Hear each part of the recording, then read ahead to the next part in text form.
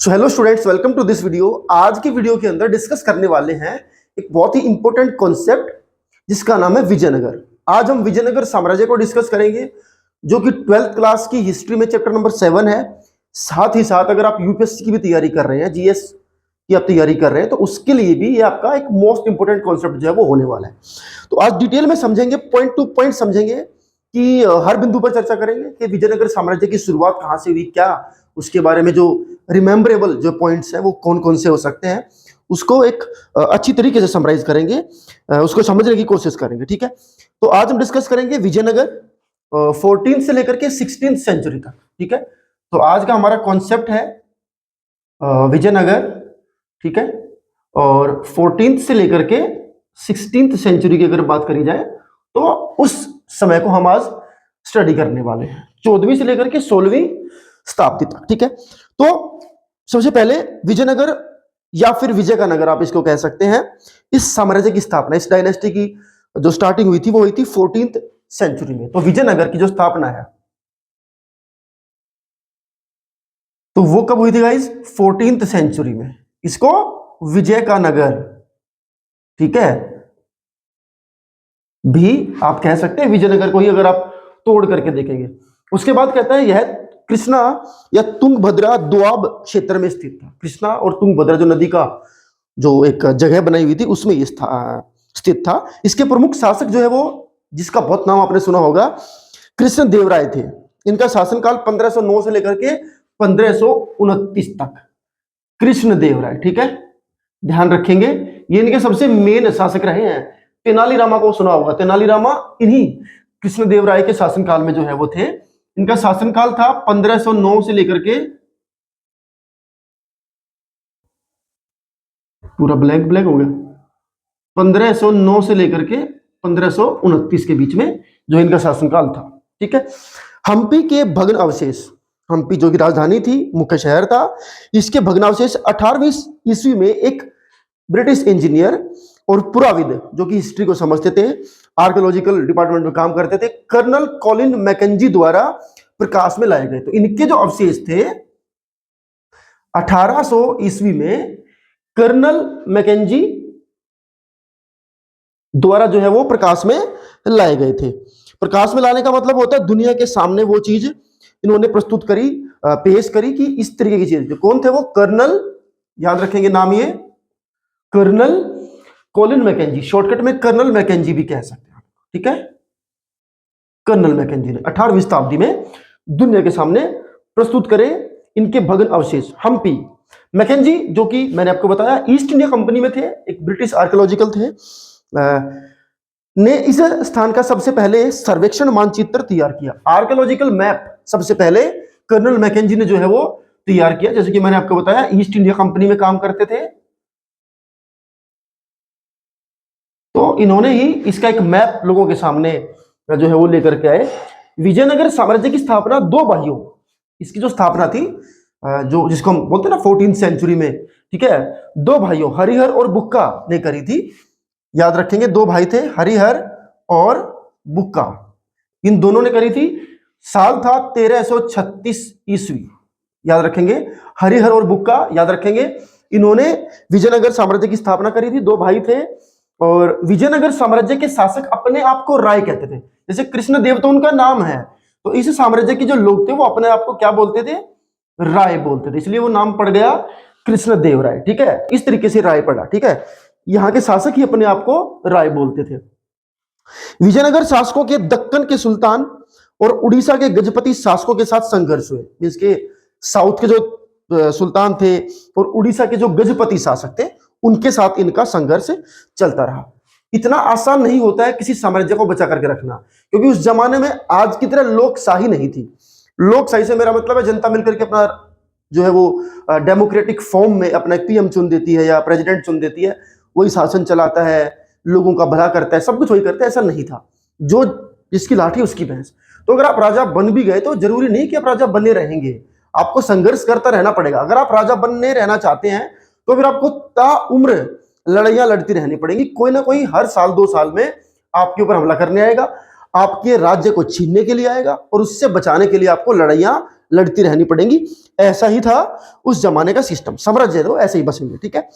इस काल में शासक जो है वो अश्व सेना के घोड़ों के लिए अरब व्यापारियों पर निर्भर थे। देखिए, अरब लोगों के साथ हमारा व्यापार आज से नहीं है, चलो आज तो हम उनसे तेल के लिए उनके साथ हमारी डिपेंडेंसी है, लेकिन पहले से ही व्यापार रहा है, चीजों का लेन देन पहले से रहा है। आजकल तो पैसा है, सब कुछ है, उससे आप चीजें खरीदते हैं। उस जमाने में चीजों के बदले चीजें ली जाती थी, माने अरब के लोगों को यहाँ की कुछ चीजें पसंद आती जिसको अपने साथ लेकर के जाते, और हमारे देश के लोगों को उनकी कुछ चीजें अच्छी लगती तो हम वहां से लेकर के आते।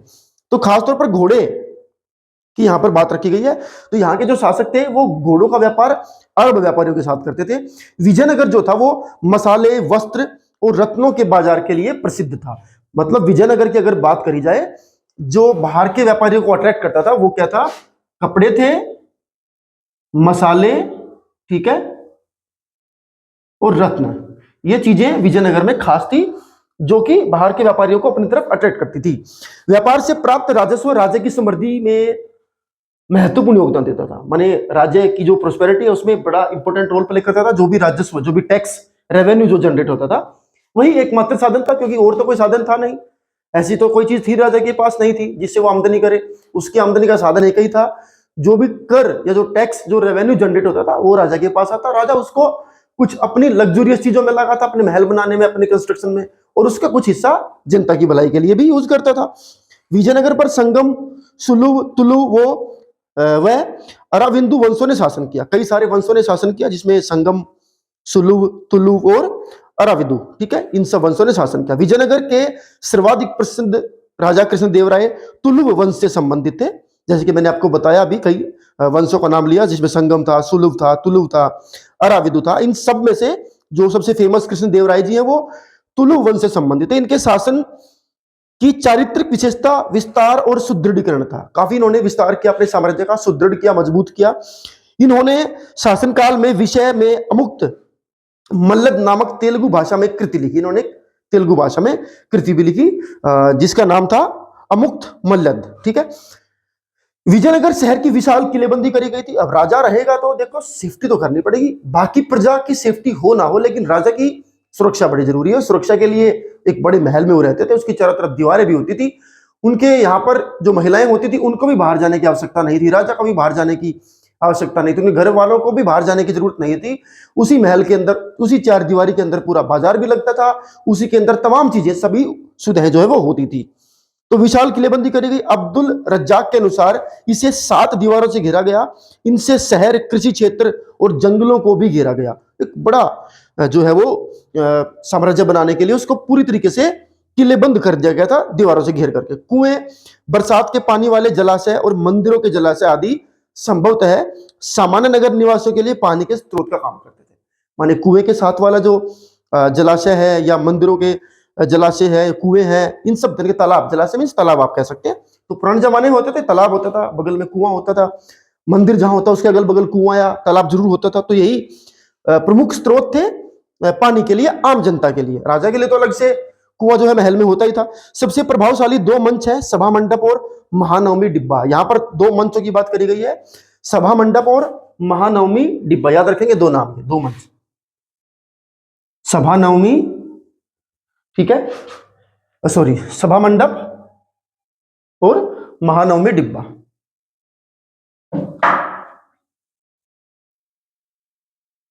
महानवमी डिब्बा, 2 प्रमुख मंच, ठीक है। राजकीय केंद्र में सबसे सुंदर भवनों में से एक है लोटस महल। लोटस महल सबसे सुंदर निर्माण है उस समय का, जिसके बारे में डिस्कस करा गया कर्नल मैकेंजी ने जो बताया। नायक सेना प्रमुख थे, उनके पास सशस्त्र समर्थक सैनिक होते थे। जो नायक होते थे वही सेना प्रमुख, उनको नायक बोला जाता था। उनके पास जो है वो समर्थक, जिनके पास सशस्त्र समर्थक का मतलब होता है हथियारों वाले जो सैनिक, उनके नीचे काम करते थे। अमर नायक सेना के सैनिक कमांडर थे। अमर नायक बोलते थे सेना के जो सैनिक कमांडर होते उनको। विजयनगर में 2 प्रसिद्ध मंदिर, विरूपाक्ष मंदिर और विठल मंदिर, 2 मंदिर बड़े फेमस थे विजयनगर के। एक का नाम था विरूपाक्ष मंदिर, दूसरे का नाम था विठल मंदिर। हजारा राम मंदिर विजयनगर के राज के केंद्र में स्थित है। एक और मंदिर जो राज के केंद्र, जहां से राज का काम चलता था, महल का काम चलता था, पूरे राज्य का काम चलता था। ऑफिशियल जो जगह थी उसके बीचों बीच था हजारा राम मंदिर, याद रखेंगे, ठीक है। दक्षिण के मंदिरों के ऊंचे द्वारों को गोपुरम कहा गया, ये पॉइंट याद रखेंगे।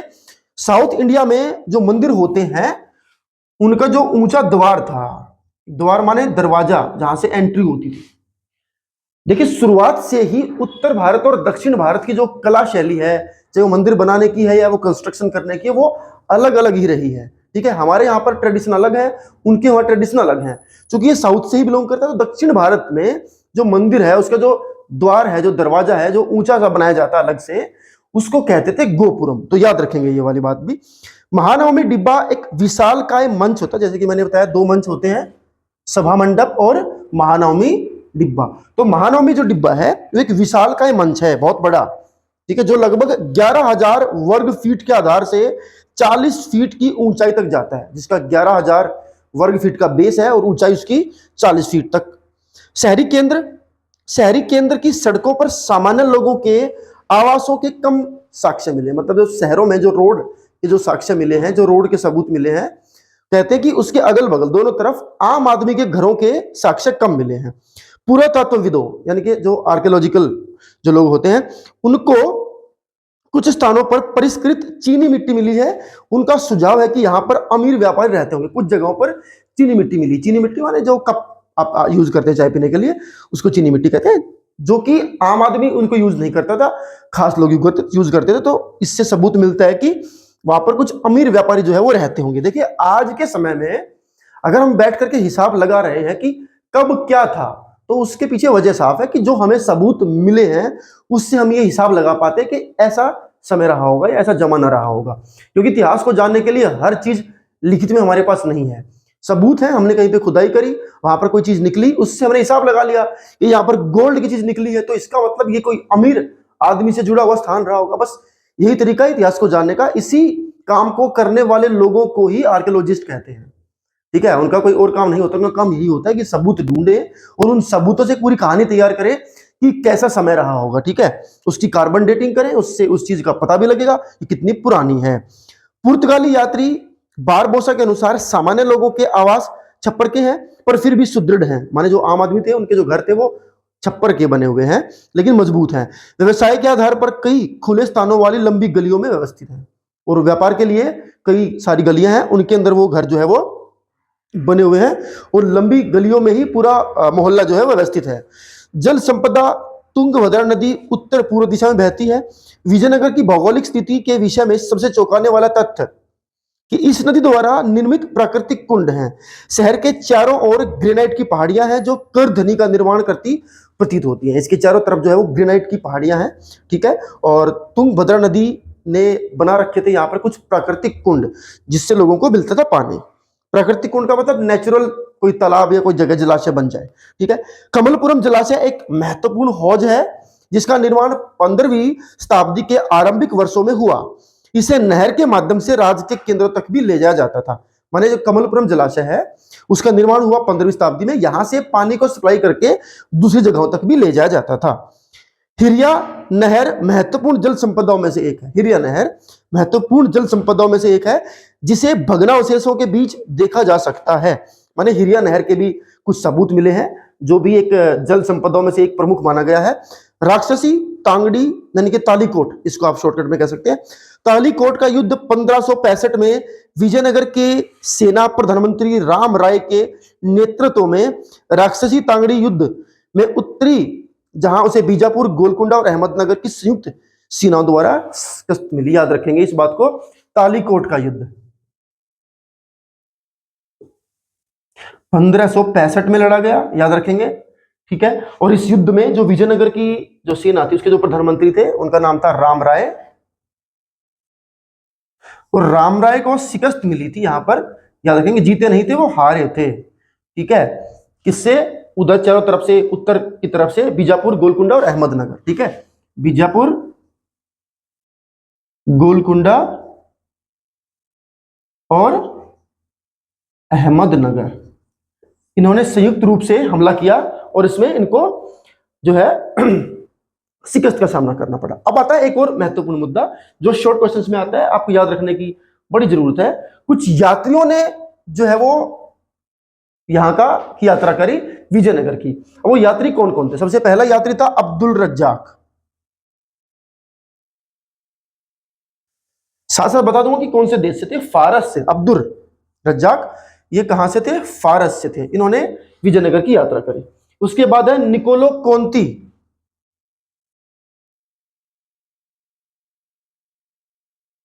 निकोलो कोंती कहां से थे? इटली से थे। इन्होंने विजयनगर की यात्रा करी। उसके बाद है डोमिंगो पेस। एक नंबर में आता है क्वेश्चन, याद रखेंगे। डोमिंगो पेस ये कहां से थे? पुर्तगाल से थे। इन्होंने विजयनगर की यात्रा करी। उसके बाद है फर्नाओ नूनिज।